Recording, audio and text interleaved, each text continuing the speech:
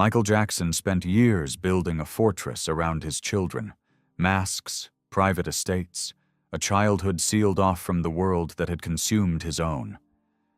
Then, one day, without warning, he was gone. And almost overnight, the 3 children he had spent a decade hiding became some of the most watched children on Earth. What followed was not a simple story about 3 kids growing up famous.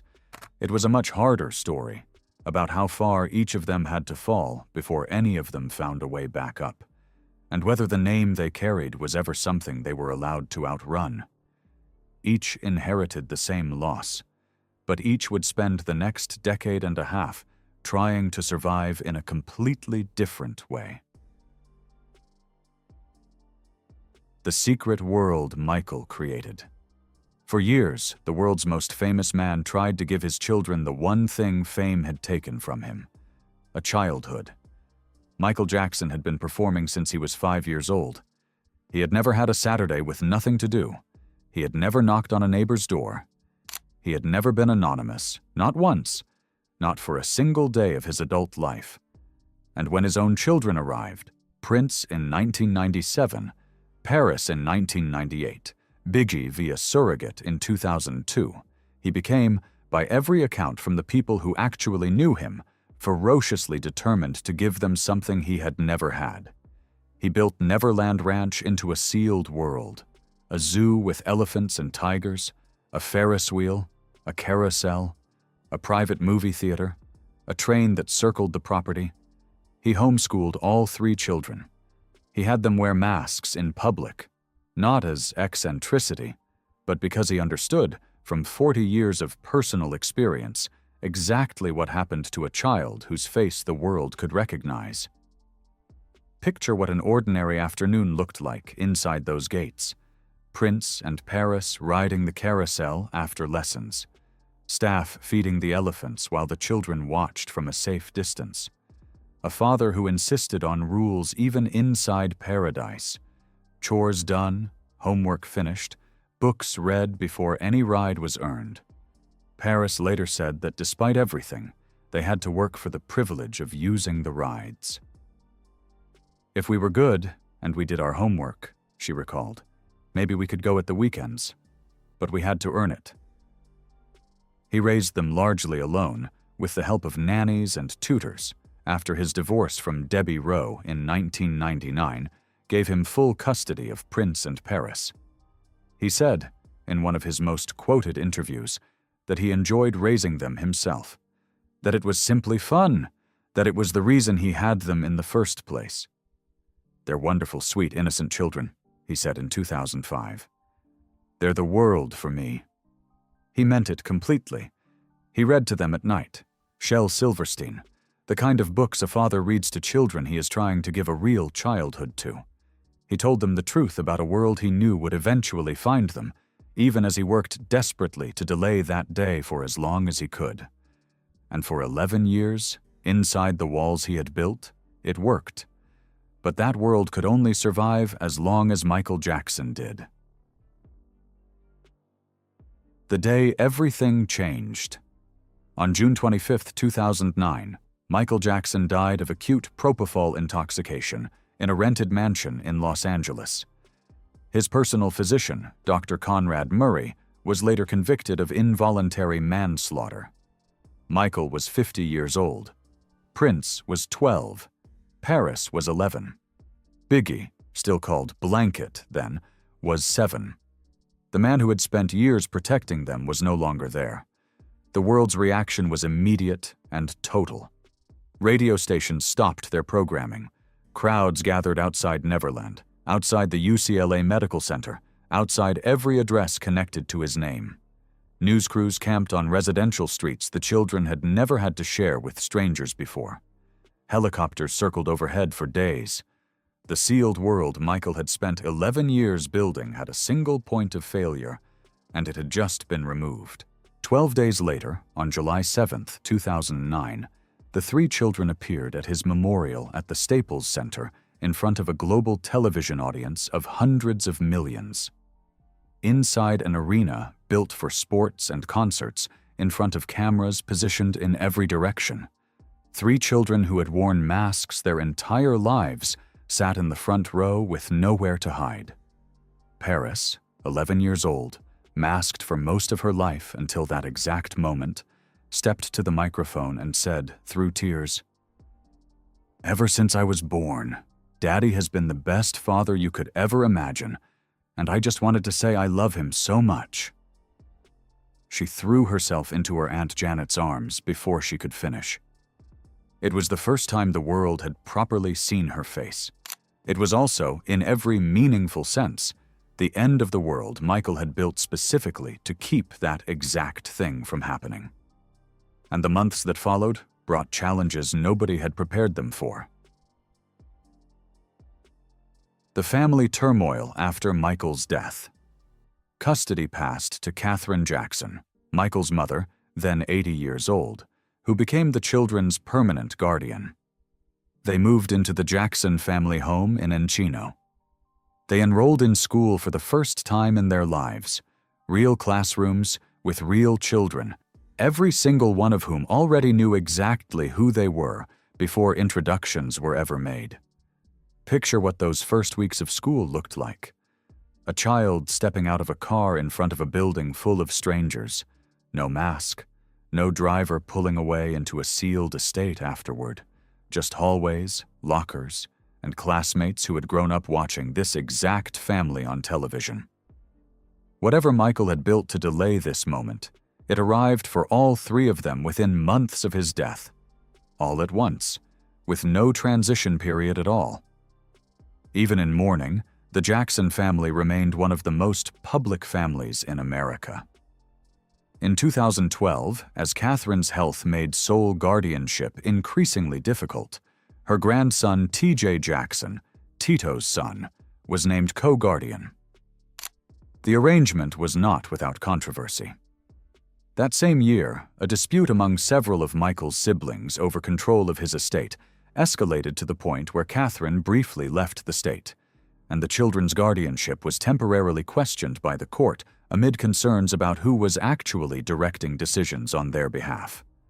Lawyers, depositions, closed-door family meetings that the children were too young to be part of, but old enough to feel the weight of. The guardianship returned to something resembling stability within weeks.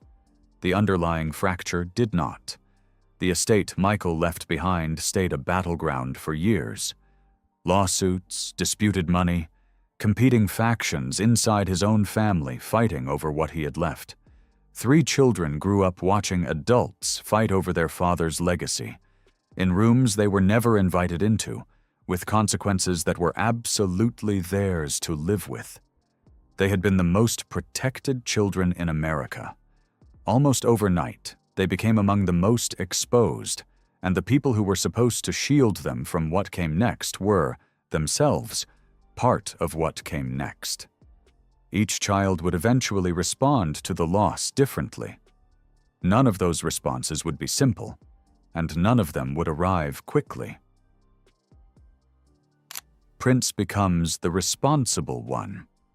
Prince was burdened with more than a famous name. He was handed responsibility. He was 12 when his father died, old enough to understand exactly what had happened, and old enough to feel the specific weight of being the eldest, the one people would look to first when the family needed someone to hold things together. He did not resist that role. He leaned into it.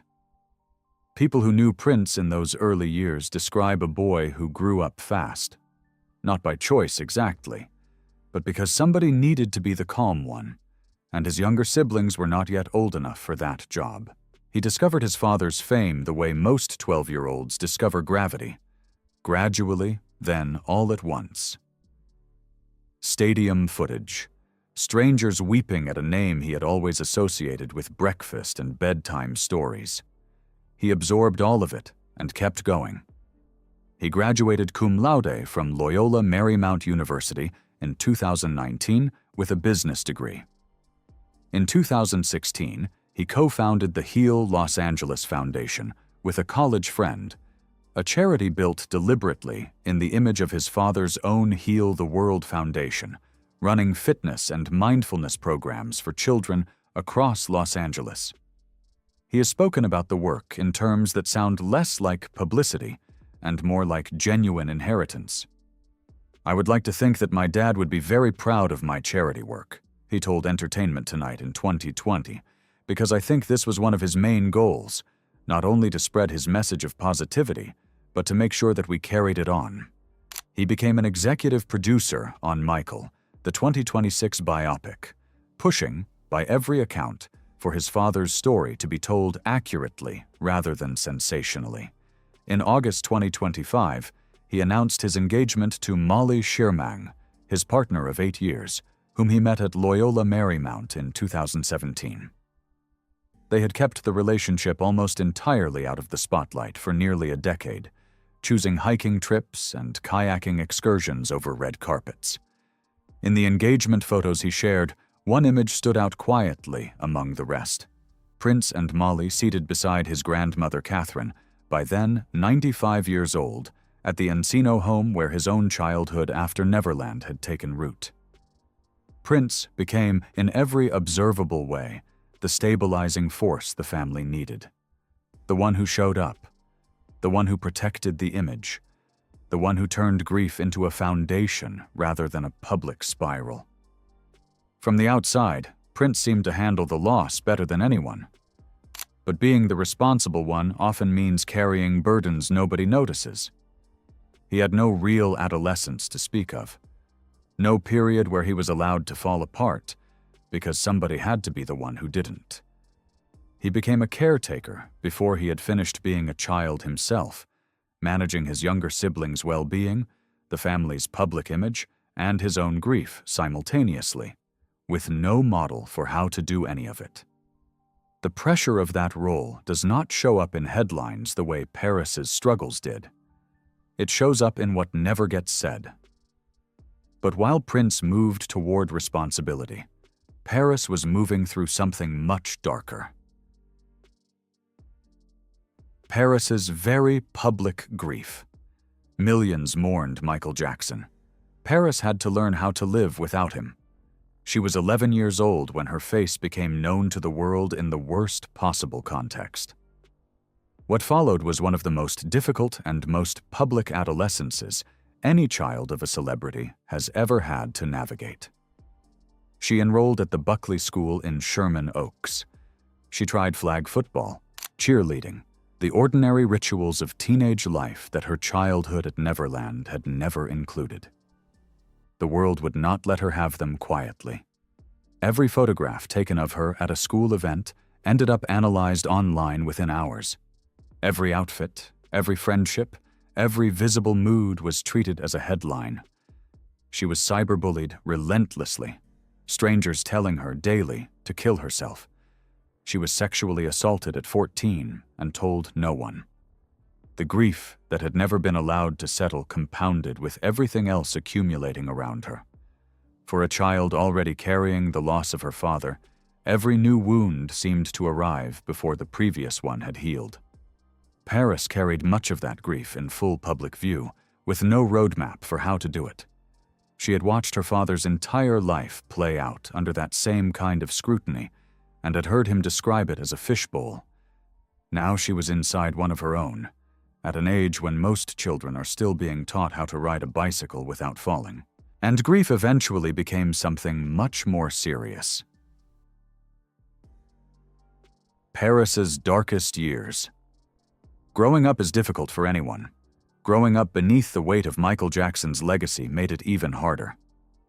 At 15, Paris attempted suicide.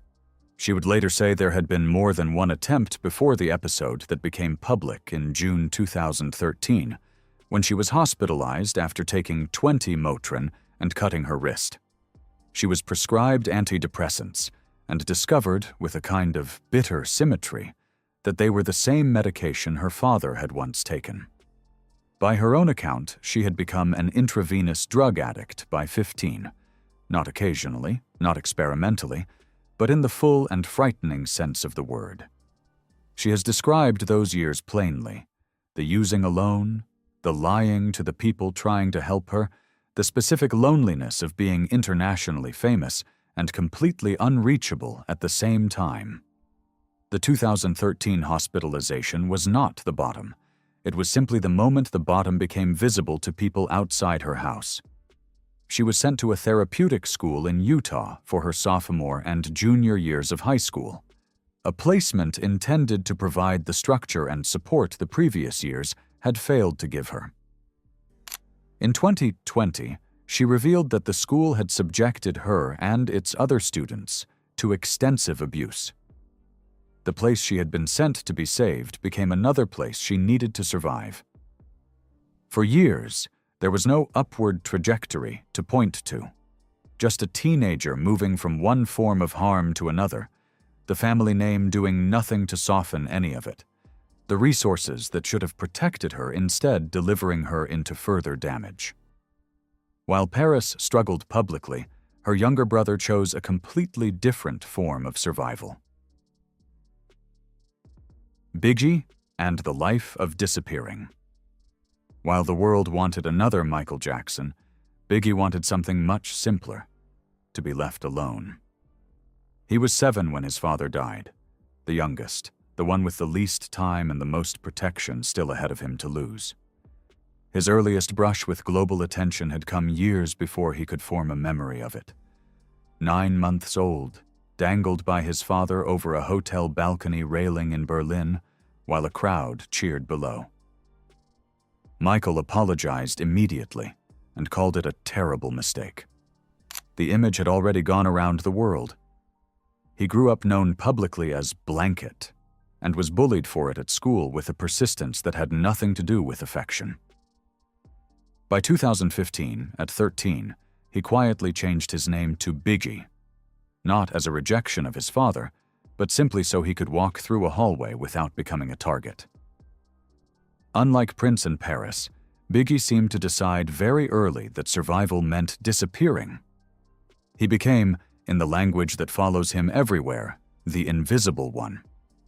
While Prince built a foundation and gave interviews, while Paris modeled and recorded music and spoke openly about her darkest years, Bigi said almost nothing. He lives quietly in Calabasas.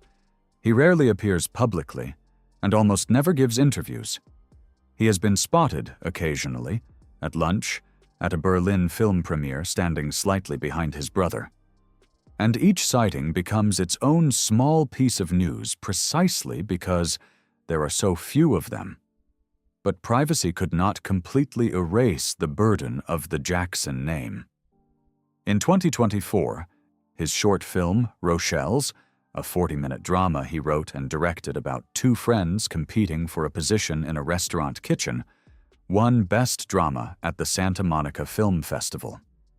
He had quietly co-founded a YouTube channel with Prince years earlier, reviewing films they loved, the kind of small, unremarkable project that gave him his first real practice working behind a camera rather than in front of one. Prince posted about Rochelle's winning on Instagram. Bigi said nothing publicly. He let the work speak for him, which is, in its own quiet way, the most Michael Jackson thing any of his 3 children have ever done, understanding that the work could mean something without the person attached to it needing to be seen at all. The controversies they inherited. They inherited a name loved by millions and questioned by millions more. In 2019, the HBO documentary Leaving Neverland aired, alleging that Michael had sexually abused 2 boys decades earlier. The Jackson estate denied the allegations comprehensively and pursued legal action against HBO. But the 3 children had to watch, publicly, as the most painful and contested aspect of their father's reputation was debated by the entire world simultaneously, with no ability to control the conversation or protect themselves from it. Every talk show segment, every op-ed, every social media argument was, in some sense, also about them, about the man they remembered reading to them at night, being relitigated by people who had never met him. Paris was photographed at a restaurant the same day TMZ falsely reported she had attempted suicide in response to the documentary. She was furious and she said so, posting publicly that the story was a lie. She was fine. But she had also been watched, incorrectly and invasively, at one of the hardest moments in her family's ongoing public life. A reminder that even a false headline about her could travel faster than her own denial. The estate itself became its own arena of conflict. In July 2025, Paris formally objected in court to the estate's request for legal fees, raising concerns about irregular payments and unrecorded attorney time, a dispute playing out, again, in public, 16 years after her father's death. They were left to carry battles they never created. But defending their father's legacy was only half the battle. The harder challenge was building lives that belonged to them. Trying to build their own identities. Most people spend their lives discovering who they are. Michael Jackson's children first had to discover who they were not.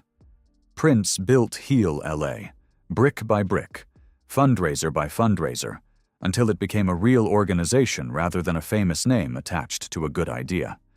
He became a producer. He got engaged to a woman who, by every account, has never cared about his last name, who chose him during the years he was just a college student, long before there was a biopic or a foundation gala to attend together. Paris built a modeling career with IMG, released her debut album Wilted in 2020, and later told Variety that working in the studio makes my heart so full, it's that feeling like I'm exactly where I need to be. She has also acted, appearing in American Horror Stories, building a creative identity in multiple directions at once, refusing to let any single failed attempt define the whole project. Bigi built a camera frame between himself and the world, and used it to tell other people's stories instead of his own. Finding, perhaps without ever saying so out loud, that directing was a way to be present without being seen. Each of them, in different ways, has had to answer the same impossible question. Who are you, when the most famous name in the history of popular music is also just your father's name? Which raises the biggest question of all. Did any of them ever escape the shadow? They inherited the world's most famous last name. Their greatest challenge was becoming known for something else. In April 2026, Michael, the long-awaited biopic, was released in theaters, starring their cousin Jafar Jackson in the title role. The film stops before any of them are born. Their childhoods, their grief, their adult lives are simply not part of its story. It tells the version of Michael Jackson that existed before any of his children did, which is, in its own strange way, a kind of mercy for them, and also a reminder of exactly how much of his life happened only in the years they were old enough to remember. Prince worked on it as an executive producer, fighting for accuracy, present at premieres, photographed beside his cousin in the role of his own father. Paris had no involvement and had previously criticized an early script as sugar-coated, telling reporters that Hollywood biopics often contain full-blown lies. Bigi attended the Berlin premiere alongside Prince, but said almost nothing to press, visible for one night, then gone again into the privacy he has spent a decade building. That split reaction, one sibling fully inside the machine protecting the legacy, one sibling deliberately outside it and willing to say so publicly, one sibling present but silent, is, in miniature, the entire story of what happened to Michael Jackson's children after he died. The shadow never disappeared. They simply learned to live with it, each in a completely different way. The turn nobody expected. For more than a decade, the story of Michael Jackson's children read, in almost every chapter, like a story of damage compounding on damage. A guardianship fight nobody resolved cleanly. A daughter who nearly died more than once and was then sent somewhere that hurt her further. A family name dragged through estate disputes years after the man who built it was gone. Then something changed. Paris got sober, not quickly, not in a straight line, but for real. In January 2025, she marked 5 consecutive years clean from both drugs and alcohol, writing on Instagram with a bluntness she had earned the right to use. "Hi, I'm PK, and I'm an alcoholic and a heroin addict. Today marks 5 years clean and sober from all drugs and alcohol. To say that I'm thankful would be a poor euphemism." She did not pretend the years since had been easy. "Getting sober ain't always the indication that life is perfect," she wrote later that year. "A few years in, it all got very, very hard for what felt like an eternity. I didn't have the same survival skills I was used to having to cope. I had to learn to live life on life's terms."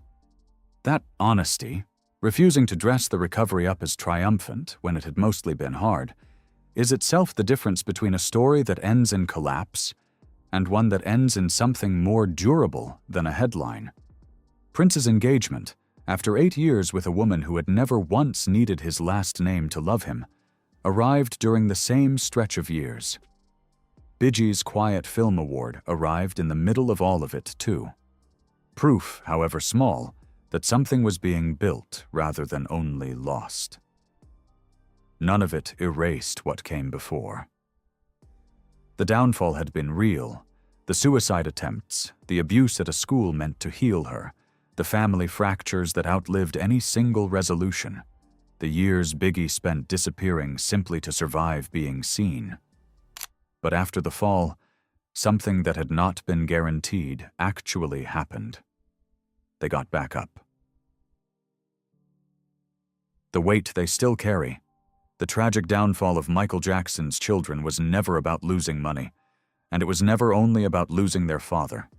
It was about growing up beneath a legacy so powerful that it threatened to define every part of their lives before they had a chance to define anything for themselves, and about how long and how far each of them had to fall before any of them found solid ground again. Prince chose responsibility and built something real with it. Paris fell the furthest and climbed back the longest distance, and is, by her own honest account, still climbing. Bigi chose privacy and built something quietly real inside it. 3 children, 3 completely different falls, 3 completely different ways back up. And perhaps their greatest achievement was never that they avoided the downfall at all. The downfall was real, but it did not get the last word. Out of Prince, Paris, and Bigi, whose response to losing their father do you think took the most courage? Let us know in the comments. We read every single one. If this story moved you, please like and subscribe so you never miss another one.